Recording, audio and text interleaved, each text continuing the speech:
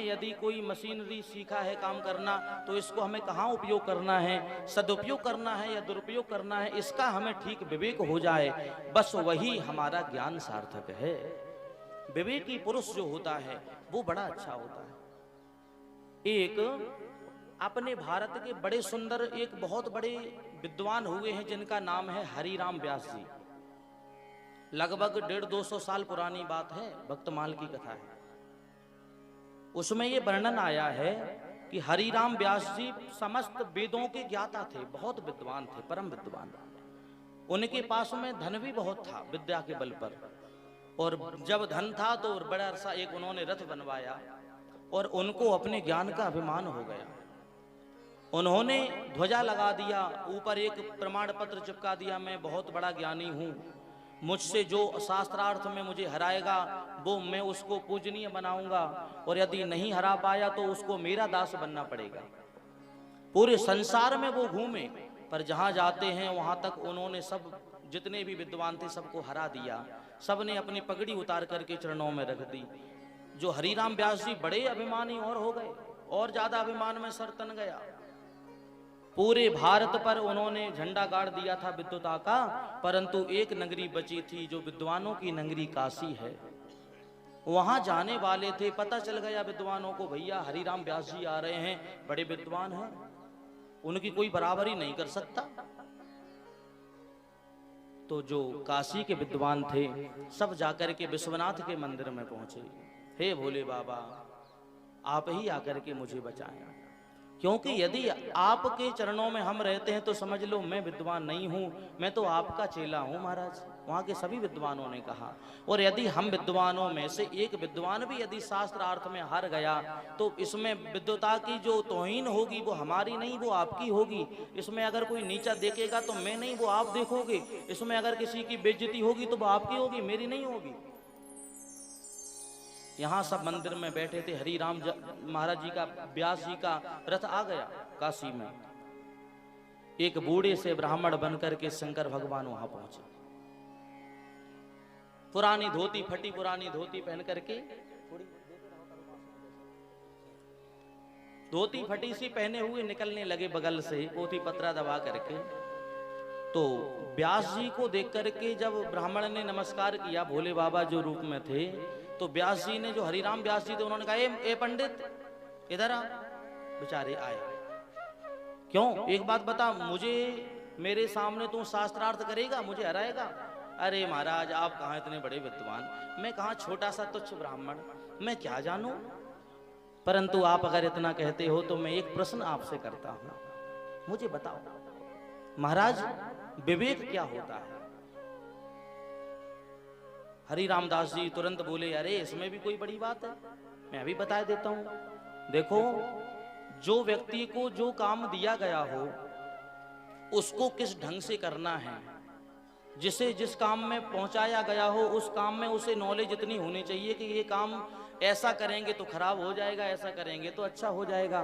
और जो काम जो करता है उसको उसके बारे में सही जानकारी होना ही विवेक है। यदि वो सत्कर्म करता है उसका विवेक है। जो ज्ञानी हो, जो बलवान हो, बलवान का मतलब ये नहीं होता कि कोई उठा करके किसी को पटक दो, बलवान इसलिए होता है क्या, पर बलवान हो, बलवान को भी अपना तब बल सार्थक है जब वो बल का सदुपयोग करे।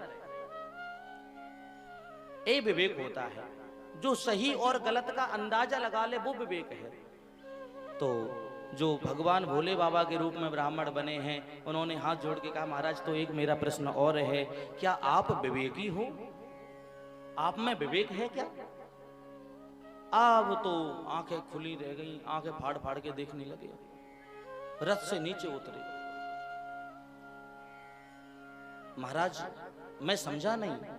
तो भोले बाबा के रूप में ब्राह्मण बने हुए उन्होंने तुरंत दो टूक जवाब दिया, अरे हरिराम व्यास जी, आपको शर्म आनी चाहिए। क्या आपको ज्ञानी इसलिए बनाया गया है कि किसी बेचारे अज्ञानियों को तुम हराते फिरो?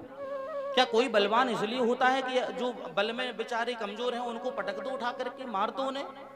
कोई धन में बड़ा इसलिए होता है कि गरीब बगल में उसका मजाक बनाते फिरें? कोई संसार में क्या इसलिए पद लेता है जो बेचारे पदाधिकारी नहीं है उनको हम सताएं? क्या तुम्हारा ज्ञान इसलिए है कि तुम संसार में सबको नीचा दिखाते फिरो? क्या तुम्हारा ज्ञान इसलिए बनाया है? अरे यदि इस ज्ञान का तुम्हें सदुपयोग करना था तो जाकर के अपने जैसे और विद्वान प्रकट करो, जाओ जाकर के और बड़े विद्वानों को अपने बच्चों को पढ़ाओ, तुम्हारे जैसे विद्वान बने तभी तुम्हारा ज्ञान सार्थक होगा। इतना कहा तो नीचे चरणों में गिर पड़े और पांव पकड़ लिए। सत्य बताओ आप कौन हो?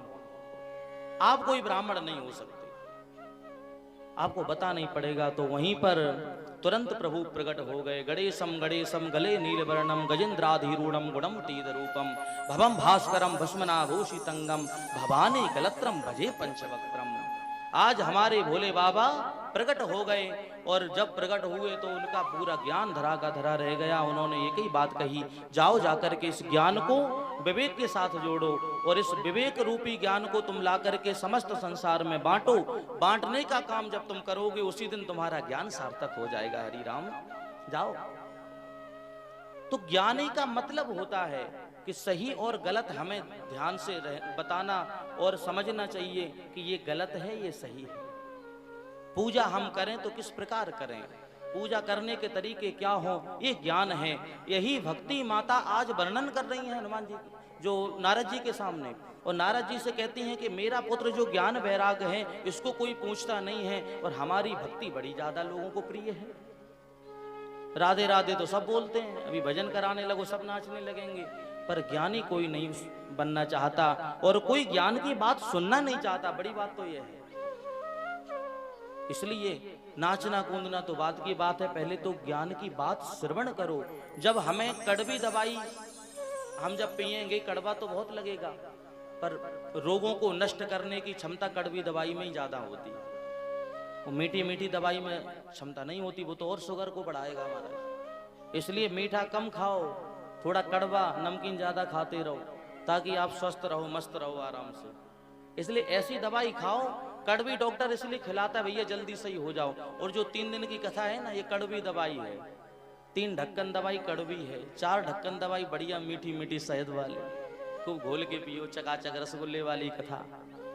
तो 3 दिन तक तो बड़ा आपको शांति के साथ बैठ करके और मन को प्रभु के चरणों में लगा करके केवल ज्ञान ही तो सुनना है।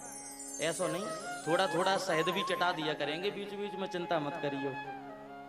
हाँ, शहद भी जरूरी है, पर कथा उतनी जरूरी है जैसे समोसा पेट भरता है, ऐसे कथा से हमारा कल्याण होता है।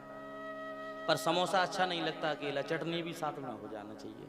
तो चटनी जब होती है तो समोसे का स्वाद दूना हो जाता है। पर कोई चटनी खा जाए तो पेट खराब हो जाएगा। इसलिए चटनी ज्यादा मत पियो, समोसा खाओ, उससे पेट भरेगा। बोलो राधे राधे।